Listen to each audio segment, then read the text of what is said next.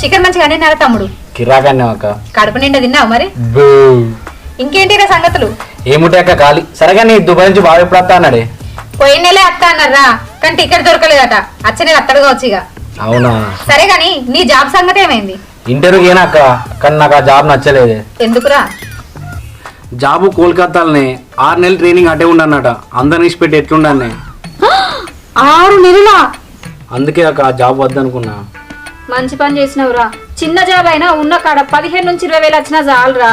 కానీ అమ్మా నాన్నను ఇచ్చిపెట్టి ఉండబుద్ధి కాలేక. అవునరా తమ్ముడు, అమ్మ నాన్నలు మన కోసం మస్తు కష్టపడ్డారు. వాళ్ళను మంచిగా చూసుకోవాలి. వాళ్ళు ఎన్నన్నా మన మంచి కోసమే కదరా. నిజమైన అక్క. హలో,